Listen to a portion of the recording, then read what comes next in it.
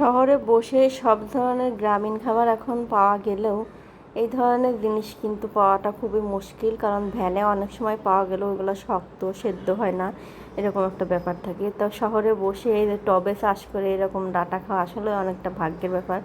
আর খাবার রান্নাটা মানে এত মজা হয়েছে, ডাটাটা সফট হয়ে গেছে, মানে খুবই অসাধারণ খাইতে লাগছে। আমি তো শুধু এটা দিয়েই ভাত খাইছি।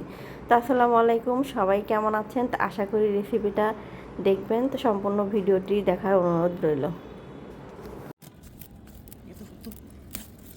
সিসি খাওয়ার জন্য পারফেক্ট ডাটা কাটতে পারছে না না, ঢাকে দিলে সব বিষ পড়ে যাবে, কিন্তু ঢাকে ঢাকে দিও না, বিচিগুলো সব পড়ে যাবে। বিচিগুলো রেখে দিতে হবে আবার সামনের বছর বোনার জন্য। এবার আর একবার খালি এক ঝুড়িতে বনবো শীত আসার আগ পর্যন্ত, তারপরে আর বনবো না ডাটা।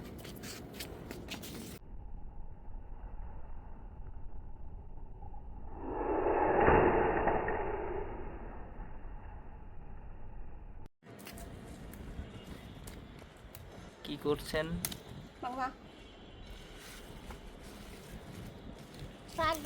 তো ছাদ থেকে সবগুলা ডাটা কেটে পরিষ্কার করে নিয়ে আসলাম। আর ডাটাগুলার কিন্তু এই যে বিচিগুলো রেখে দিছে পরে বুনবো দিকে।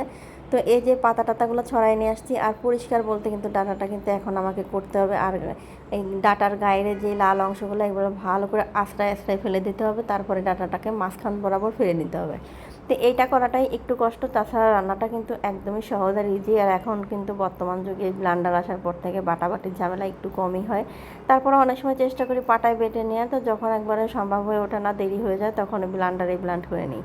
তো এখন আমি সুন্দর করে ডাটাটা যে মাঝখান বরাবর ফেলে নিব, যেগুলো একটু ছোটো ডাটা সেগুলো কিন্তু পাশ থেকে চলটা ফেলে দিলেই হবে। তো আমি এখানে নিয়ে নিছি একটা আস্ত রসুন আর 10-12টা কাঁচামরিচ, আর সাথে দিয়ে দিব জিরা আর 2 রকমের সরিষা কিছুক্ষণ আগে ভিজায় রাখছিলাম। তো এটা ভিজায় রাখলে কিন্তু তাড়াতাড়ি ব্লেন্ড হয়ে যায়, একদম মিহি পেস্ট হয়ে যায়। তো সামান্য একটু লবণ দিয়ে দিলাম যাতে করে তিতাটা না হয়।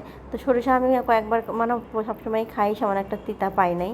তো এখন আমি ডাটাগুলো ভালো করে ধুয়ে নিব। ডাটার গায়ে দেখতে পারতেছেন তো একদম সাদা, কোনো ধরনের লাল অংশগুলো কিন্তু নাই, ওটা কিন্তু একেবারে আস্তায় আস্তায় সব ফেলাই দেওয়া হয়েছে।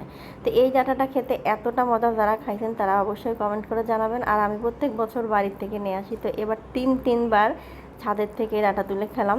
তো এবারই লাস্ট, আর সামনে শীত চলে আসতেছে, তো এখন আর ডাটাটা বুনবো না, এখন অন্য সবজির চাষ হবে। তো যাই হোক, আমরা চলে আসি মূল রেসিপিতে। তার জন্য আমি কড়াইতে নিয়ে নিছি, মানে কড়াইটা চাপাই দিয়ে দিলাম তেল। এখন আমি এলাচ আর দারুচিনি দিয়ে দিব, তারপর পরে দিয়ে দিব পেঁয়াজ কুচি, আর সাথে দিয়ে দেবো সামান্য পরিমাণ লবণ। তো আমি কিছুক্ষণ কষানোর পরে তারপরে দিয়ে দিব জিরা ধনিয়া গুঁড়া, সামান্য পরিমাণ জিরার গুঁড়া, হলুদের গুঁড়া, শুকনা মরিচের গুঁড়া। তো যেহেতু আমি কাঁচা জিরাটা ওখানে ব্লান্ডারে পেস্ট করে নিছি, মানে বাটনা হয়ে গেছে, তাই জন্য গুঁড়াটা একটু কম পরিমাণে দিছি। এরপর মশলাটা কিছুক্ষণ কষাই নিয়ে তারপর ডাটাটা দিয়ে দিব, মানে ফুল পানি শুকানোর আগেই, মানে ডাটাটার সাথে সাথে মশলাটা কষানো হয়ে যাবে, ডাটাও কষানো হয়ে যাবে। তো তারপরে এই যে যা পানিটা বের হবে, সম্পূর্ণ পানিটা শুকানোর পরে কিন্তু আমি পানি অ্যাড করব, তার আগে কিন্তু কিছুতে পানি দিব না।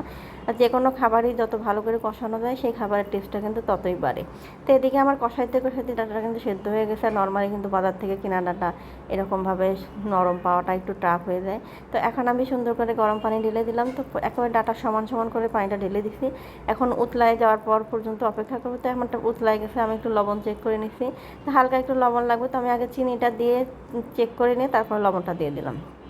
তো এখানে 1 চামচ পরিমাণ চিনি দিলে কিন্তু খেতে অনেক মজা হয়। এই যে আমার ডাটা রান্না রেডি। তো ভিডিওটি ভালো লাগলে অবশ্যই একটা লাইক কমেন্ট করবেন। আল্লাহ।